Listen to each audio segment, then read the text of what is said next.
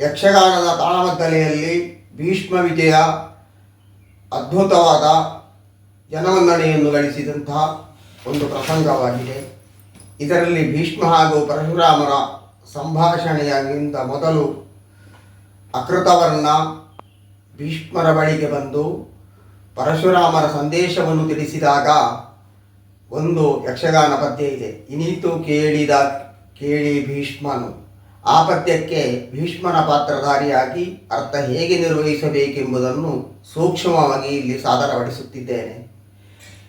ಹರಹರ ಅಂಬೆಯ ಪ್ರಕರಣ ಈ ರೀತಿಯದ್ದಾದಂತಹ ಪರಿಣಾಮಕ್ಕೆ ಕಾರಣವಾಯಿತೆ ತಿಳಿಯುತ್ತಾ ಇಲ್ಲ. ಹಸ್ತಿನಾವತಿಯ ಸಾಮ್ರಾಜ್ಯದ ಘನತೆಯನ್ನು ಕಾಪಾಡುವುದಕ್ಕಾಗಿ ಕಾಶಿಯನ್ನು ಪ್ರವೇಶಿಸಿದವ ನಾನು. ದೇವವೃತ ನಾಮಾಂಕಿತನಾಗಿದ್ದರೂ ತಂದೆಯಾದಂತಹ ಶಂತನು ಚಕ್ರವರ್ತಿಗಳ ಇಚ್ಛೆಯನ್ನು ನೆರವೇರಿಸುವುದಕ್ಕಾಗಿ ದಾಶರಾಜನಲ್ಲಿ ಸತ್ಯವತಿ ದೇವಿಯವರನ್ನು ತರುವ ಹೊತ್ತು ದಾಶರಾಜನಲ್ಲಿ ಪ್ರತಿಜ್ಞಾಬದ್ಧನಾದವ ನಾನು. ಸಿಂಹಾಸನವನ್ನೇರುವುದಿಲ್ಲ, ಇನ್ನು ಮುಂದೆ ಅಜೀವ ಸತ್ಯವತಿ ದೇವಿಯವರನ್ನು ತಂದೆಗೆ ವಿವಾಹ ಮಾಡಿಸುವುದಕ್ಕಾಗಿ ದಾಶರಾಜನಲ್ಲಿ ಒಳಗೆ ತೆರಳಿ ನಾನು ಯಾಚಿಸಿದಾಗ ದಾಶರಾಜ ಔರಸ ಪುತ್ರನಾದ ನಾನಿದ್ದ ಕಾರಣ ಹೆಣ್ಣನ್ನು ಕೊಡಲಾಗುವುದಿಲ್ಲ, ಮಗಳು ಸತ್ಯವತಿ ಅನಾಥೆಯಾಗುತ್ತಾಳೆ ಎಂದು ನಿರಾಕರಿಸಿದಾಗ ಇನ್ನು ಮುಂದೆ ಅಜೀವ ಪರ್ಯಂತರ ಸಿಂಹಾಸನವನ್ನೇರುವುದಿಲ್ಲ, ನೈಷ್ಠಿಕ ಬ್ರಹ್ಮಚರ್ಯವನ್ನು ಹೊಂದುತ್ತೇನೆ, ಕನ್ನೇರ ಕಣ್ಣೆತ್ತಿ ನೋಡೇನು ಧರೆಯ ನಾರಿಯರೆಲ್ಲ ಪರಮ ಭಾಗೀರಥಿಗೆ ಸರಿ ಎಂದು ಪ್ರತಿಜ್ಞೆಯನ್ನು ಮಾಡಿದೆ. ನನ್ನ ಭೀಷಣವಾದ ಪ್ರತಿಜ್ಞೆಯನ್ನು ಆಕಾಶದಲ್ಲಿದ್ದ ದೇವತೆಗಳು ನೋಡಿ ನನಗೆ ಭೀಷ್ಮ ಎಂಬ ಅನ್ವರ್ಥನಾಮವನ್ನಿತ್ತರು. ಹೀಗೆ ದೇವವೃತನಾಮಾಂಕಿತನಾದ ನಾನು ಭೀಷ್ಮಾಚಾರ್ಯ ಅಂತ ಕರೆಸಲ್ಪಟ್ಟರು. ಆ ನಂತರ ಸತ್ಯವತೀ ದೇವಿಯವರನ್ನು ನನ್ನ ತಂದೆಯವರಿಗೆ ಮದುವೆ ಮಾಡಿಸಿದಾಗ ತಂದೆಯವರೇ ಹೇಳಿದ್ರು, ಮಗನೇ, ಅಧಿಕಾರವನ್ನು ತ್ಯಜಿಸಿ ಬ್ರಹ್ಮಚರ್ಯವನ್ನು ನನಗಾಗಿ ಹೊಂದಿದ ಕಾರಣ ಇದೋ ನಿನಗೆ ನಾನು ಕೇಳದೇ ವರವನ್ನು ಕೊಡ್ತೇನೆ, ಇಚ್ಛಾಮರಣಿಯಾಗು ಅಂತ ಹೇಳಿ. ಒಂದು ಕಡೆಯಿಂದ ಇಚ್ಛಾಮರಣಿತ್ವವನ್ನು ಹೊಂದಿದರೂ ಕೂಡ ಈ ಲೋಕದ ವ್ಯವಸ್ಥೆಯಲ್ಲಿ ಇದು ಒಂದು ಹೊರೆಯೇ ಹೋಗುತ್ತದೋ ಏನೋ. ಇಲ್ಲದಿದ್ದರೆ ಅಂಬಾ ಮಾಧ್ಯಮದಿಂದ ನಡೆಯುವಂತಹ ಘಟನಾವಳಿಗಳನ್ನು ಅವಲೋಕಿಸಿದಾಗ ಹಸ್ತಿನಾವತಿಯ ಚಂದ್ರವಂಶದ ಸಿಂಹಾಸನದ ಘನತೆಯನ್ನು ಕಾಪಾಡುವುದಕ್ಕಾಗಿ ಕಾಶಿಗೆ ತೆರಳಿದವ ನಾನು. 56 ದೇಶಗಳ ಅರಸರಿಗೆ ಆಹ್ವಾನವಿತ್ತು.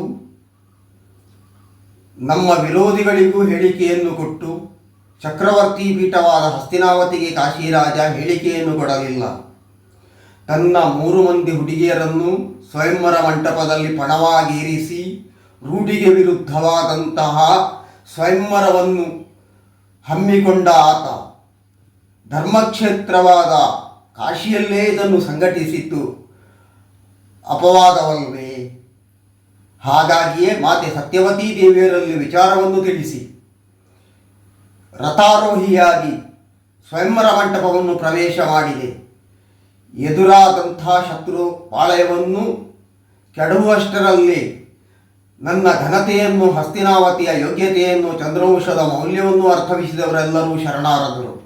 ಏರಿರಿ ಎನ್ನಯ ರಥಕ್ಕೆ ಅಂತ 3 ಕನ್ನಿಕೆಯರನ್ನು ಅಂಬಾಲಿಕಾ ಸಮೇತವಾಗಿ ಹತ್ತಿಸುವಷ್ಟರಲ್ಲೇ ಯುದ್ಧಕ್ಕೆ ಎದುರನಾದ. ಸಾಲ್ವನಲ್ಲಿ ಯುದ್ಧವನ್ನು ಮಾಡಿದಾಗ ಸಾಲ್ವ ಪಲಾಯನವನ್ನು ಪಠಿಸಿದ. ಕಾಶಿರಾಜ ಕನ್ನೇರ ಕೈಪಿಡಿದು ಎಮ್ಮ ಕುಲ ಕೋಟಿಗಳ ಉದ್ಧರಿಸುವಂತ ಕೇಳಿದಾಗ ಮಾರುತ್ತರವನ್ನೇನೂ ನೀಡದೆ ನೇರವಾಗಿ ಹಸ್ತಿನಾವತಿಯನ್ನು ಸೇರಿದೆ. ಅಂತಃಪುರದಲ್ಲಿ ಸ್ತ್ರೀಯರಿಗೆ ವ್ಯವಸ್ಥೆಯನ್ನು ಮಾಡಿದೆ. ಆಮೇಲೆ ನನ್ನ ತಮ್ಮನಾದ ವಿಚಿತ್ರವೀರ್ಯನಿಗೆ ಈ ಕುಮಾರಕಿಯರನ್ನು ಮದುವೆ ಮಾಡಿಸಬೇಕೆ ಎಂಬಂಥ ನಿರ್ಧಾರದಲ್ಲಿ ತಾಯಿಯವರಲ್ಲಿ ತಿಳಿಸಿ ಅವರಲ್ಲಿ ವಿಚಾರ ವಿಮರ್ಶೆಗಾಗಿ 3 ಕರೆಸಿದೆ. ಅಂಬಿಕೆ ನನ್ನ ತಮ್ಮನನ್ನು ಒಪ್ಪಿ ವಿವಾಹಕ್ಕೆ ಸಮ್ಮತಿಸಿದರು. ಆದರೆ ಅಂಬೆ ಮಾತ್ರ ನನ್ನಲ್ಲಿ ನಾನು ಸ್ವಯಂವರದ ಮುಂಚಿನ ದಿವಸವೇ ಸಾಲ್ವನಲ್ಲಿ ಮನಸಾರೆ ಪ್ರೇಮಿಸಿದ್ದೇನೆ, ಉದ್ಯಾನವನದಲ್ಲಿ ನಿನ್ನನ್ನು ವಿವಾಹವಾಗುತ್ತೇನೆ ಎಂದು ಒಪ್ಪಿಗೆಯನ್ನು ಕೊಟ್ಟಿದ್ದೇನೆ ಅಂತ ತಿಳಿಸಿದಾಗ ಆಶ್ಚರ್ಯವಾಯಿತು. ತಂದೆ ಕಾಶಿರಾಜ ಸ್ವಯಂವರವನ್ನು ನಿರ್ಧರಿಸಿದ್ದಾನೆ. ನಾನು ಸ್ವಯಂವರ ಮಂಟಪವನ್ನು ಪ್ರವೇಶ ಮಾಡಿ ಪಣವನ್ನು ಮುರಿದಿದ್ದೇನೆ. ಆದರೆ ನಿಜವಾಗಿಯೂ ಪಣವನ್ನು ಮುರಿದದ್ದು ಅಂಬೆ ಅಲ್ವೇ? ತಂದೆಯ ಮನಸ್ಸಿನ ನಿರ್ಧಾರಕ್ಕೆ ವಿರುದ್ಧವಾಗಿ ತಂದೆಗೇ ತಿಳಿಸದೆ ಖಳನಾದ ಸಾಲ್ವನಿಗೆ ಯಾವ ರೀತಿಯಲ್ಲಿ ಮಾತು ಕೊಟ್ಟಲು ಅರ್ಥವಾಗಲಿಲ್ಲ. ಏನೇ ಆಗಲಿ ಸ್ತ್ರೀ ಬುದ್ಧಿ ಪ್ರಳಯಾಂತಿಕ, ಹೆಣ್ಣಿನ ಬುದ್ಧಿಯನ್ನು ಬಲ್ಲವರಾರು. ಆದರೆ ನಾವು ಬುದ್ಧಿಜೀವಿಗಳಲ್ಲವೇ?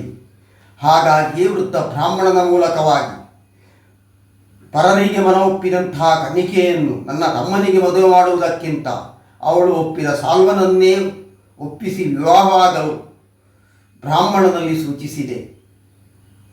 ನನ್ನಲ್ಲಿ ಸೋತಂತಹ ಸಾಲ್ವ ಅಂಬೆಯನ್ನು ನಿರಾಕರಿಸಿದನಂತೆ. ಮರಳಿ ಅಂಬೆ ನನ್ನ ಬಳಿಗೆ ಬಂದಾಗ, ನೀನು ಇದಕ್ಕೆಲ್ಲ ಕಾರಣ, ನೀನು ಸ್ವಯಂವರ ಮಂಟಪವನ್ನು ಸೇರದಿದ್ದರೆ ನಾನು ಸಾಲ್ವನನ್ನು ಮದುವೆಯಾಗುತ್ತಿದ್ದೇನೆ. ಈಗ ಸಾಲ್ವ ನಿರಾಕರಿಸಿದ್ದಾನೆ, ನೀನೇ ಮದುವೆಯಾಗುವಂತ ಹೇಳಿದ್ಲು. ಅಂಥ ಮುಂಡುವಾದವನ್ನು ನಾನು ಹೇಗೆ ಸಹಿಸಲಿ? ತಮ್ಮನಿಗಾದರೂ ಮದುವೆ ಮಾಡಿಸೋಣವೇ ಬಲಾತ್ಕಾರದಲ್ಲಿ?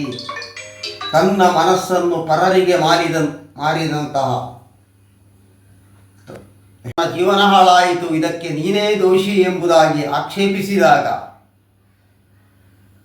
ನಾನು ಚಂದ್ರವಂಶದ ಘನತೆಯನ್ನು ಕಾಪಾಡುವುದಕ್ಕೆ ಸ್ವಯಂವರ ಮಂಟಪವನ್ನು ಸೇರುವ ಹೊತ್ತಿಗೆ ಅಥವಾ ಅಲ್ಲಿದ್ದವರನ್ನು ಪರಾಜಿತರಾಗಿ ಮಾಡಿ ಮೂವರನ್ನು ಹಸ್ತಿನಾವತಿಯ ತರುವ ಹೊತ್ತಿಗೆ ಅಂಬೆ ಒಪ್ಪಿದ್ದು ನನಗೆ ಗೊತ್ತಿರಲಿಲ್ಲ.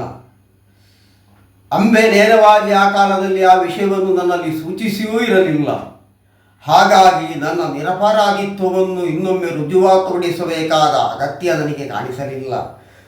ಅವಳನ್ನು ನಿರಾಕರಿಸಿದಾಗ ಸೇಡಿನಿಂದ ಶಪಥವನ್ನು ಮಾಡಿ ಇಳಿದು ಹೋದಳು.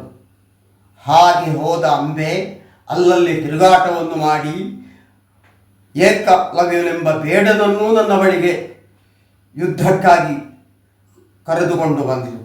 ಎಲ್ಲಿಂದ ಎಲ್ಲಿಗೆ ಅವಾಂತರ. ಹಸ್ತಿನಾವತಿಯ ಧರ್ಮ ಸಾಮ್ರಾಜ್ಯದ ಮೌಲ್ಯವನ್ನು ವಿಚಾರಿಸುವುದಕ್ಕೆ ಕಾಡಿನ ಒಬ್ಬ ಕಿರಾತ ಬಂದುದಾದರೂ ಏಕೆ, ಹೇಗೆ ಅಂತ ಅರ್ಥವಾಗುವುದಿಲ್ಲ. ಅವನ ಸಂಸ್ಕಾರವಿರಬೇಕು. ಅವನನ್ನು ಸರಿಯಾದ ರೀತಿಯಲ್ಲಿ ಶಿಕ್ಷಿಸಿ ಹಿಂದೆ ಕಳಿಸಿ ಇನ್ನೇನು ನಿಟ್ಟುಸಿರು ಬಿಡುತ್ತೇನೆ ಅನ್ನುವಷ್ಟರಲ್ಲಿ ಅದು ಅಕೃತವರ್ಣರ ಆಗಮನವಾಯಿತು. ಗುರುಗಳಾದ ಪರಶುರಾಮರ ಬಳಿಗೆ ಶಕ್ಯಾವತ್ಯರ ಮೂಲಕವಾಗಿ ದೂರು ಹೋಗಿ ನನ್ನ ಗುರುಗಳಾದಂತಹ ಗುರು ಪರಶುರಾಮರು ಮಹೇಂದ್ರ ಪರ್ವತದಿಂದ ಬರುತ್ತಾ ಶಕ್ಯಾವತ್ಯರನ್ನು ಸಂಧಿಸಿ ಈ ಪ್ರಕರಣವನ್ನು ಕೈಗೆತ್ತಿಕೊಂಡರಂತೆ. ಭೀಷ್ಮನನ್ನು ಶಿಕ್ಷಿಸಿ ಅಂಬೆಯನ್ನು ಮದುವೆ ಮಾಡಿಸುತ್ತೇನೆ ಎಂಬುದನ್ನು ತಿಳಿಸಿದರಂತೆ. ಈ ವಿಚಾರವನ್ನು ಸಹಾಧ್ಯಾಯಿಯಾದ ಅಕೃತವರ್ಣ ನನ್ನಲ್ಲಿ ತಿಳಿಸಿದ. ಏನು ದೈವಯೋಗ ಇದು! ನನ್ನ ಸಹಾಧ್ಯಾಯಿ ಅಕೃತವರ್ಣನೂ ಬ್ರಹ್ಮಚಾರಿ, ನಾನೂ ಬ್ರಹ್ಮಚಾರಿ. ಮದುವೆ ಮಾಡಿಸುವುದಕ್ಕೆ ಹೊರಟವರು ಬ್ರಹ್ಮಚಾರಿಗಳಾದ ನನ್ನ ಗುರುಗಳು ಹೇಳಿ ಕಳಿಸಿದ್ದಾರೆ. ಅಂಬೆಯನ್ನು ಮದುವೆಯಾಗುವುದಕ್ಕಾಗಿ ಬಾಸಿಂಗವನ್ನು ಕಟ್ಟಿ ಮಧುವಣಿಗನಾಗಿ ನನ್ನ ಬಳಿಗೆ ಕುರುಕ್ಷೇತ್ರಕ್ಕೆ ಬರತಕ್ಕದ್ದು. ಮದುವೆಯಾಗುವುದಿಲ್ಲ ಅಂತ ಆದರೆ ಗುರುವಿನಲ್ಲಿ ಯುದ್ಧವನ್ನು ಮಾಡುವುದಕ್ಕಾಗಿ ಧನುರ್ಧಾರಿಯಾಗಿ ವಾಹ. ಒಟ್ಟಿನಲ್ಲಿ ಗುರುಗಳು ನನ್ನನ್ನು ಪರೀಕ್ಷಿಸುತ್ತಿದ್ದಾರೋ ಅಥವಾ ನನ್ನನ್ನು ಶಿಕ್ಷಿಸುತ್ತಿದ್ದಾರೋ ಅರ್ಥವಾಗುವುದಿಲ್ಲ. ಅದು ಬಂದದ್ದು ಗುರುಗಳೇ ಎಲ್ಲಿಗೆ? ಕುರುಕ್ಷೇತ್ರ. ನಮ್ಮ ಹಿರಿಯನಾದ ಕುರುಚಕ್ರವರ್ತಿ 100 ಯಾಗವನ್ನು ಮಾಡಿ ವಿಷ್ಣುವಿನ ಸುದರ್ಶನದ ಚಕ್ರಕ್ಕೆ ತನ್ನ ದೇಹವನ್ನೇ ಸಮರ್ಪಿಸಿ ಮಣ್ಣಲ್ಲಿ ಮಣ್ಣಾದಂತಹ ಪಾವಿತ್ರ್ಯತೆಯ ಕ್ಷೇತ್ರ ಅದು. ಶಮಂತಕ ಕ್ಷೇತ್ರವು ಅಲ್ಲೇ ಇದೆ. 21 ಆವರ್ತಿ ಭೂಪ್ರದಕ್ಷಿಣೆಯನ್ನು ಮಾಡಿದಂತಹ ಗುರು ಪರಶುರಾಮರು ಕ್ಷತ್ರಿಯರ ರಕ್ತವನ್ನು ಅಂಟಿದ ಕೊಳೆಯನ್ನು ತನ್ನ ಕೊಡಲಿಯನ್ನು ತೊಳೆಯುವುದರ ಮೂಲಕ ತುಂಬಿದಂತಹ ರಕ್ತವೇ ತುಂಬಿ 5 ಮಡುಗಳಾಗುವಂತೆ ಅಂಥ ಕ್ಷೇತ್ರವು ಕುರುಕ್ಷೇತ್ರದಲ್ಲಿ. ಅಂಬೆಯ ಪ್ರಕರಣ ಇತ್ಯರ್ಥ ಮಾಡುವುದಕ್ಕೆ ಸೂಚಿಸಿದ್ದೂ ಗುರುಗಳದನ್ನೇ. ಹಾಗಾಗಿಯೇ ಈ ವಿಚಾರವನ್ನು ನನ್ನ ಅಮ್ಮ ಸತ್ಯವತೀ ದೇವಿಯರಲ್ಲಿ ತಿಳಿಸಿದೆ. ಅಂಬೆಯ ಪ್ರಕರಣ ಸುಖಾಂತ್ಯವಾಗಬೇಕು ಎಂಬ ಭಾವನೆ ನನ್ನದು. ಅವಳನ್ನು ದೋಷಿಯಾಗಿ ಕಂಡರೂ ಕೂಡ ಹೆಣ್ಣಾದ ಅವಳಿಗೆ ನ್ಯಾಯ ಸಿಕ್ಕಬೇಕು ಎಂಬುದರಲ್ಲಿ ಅನುಮಾನ ಇಲ್ಲ.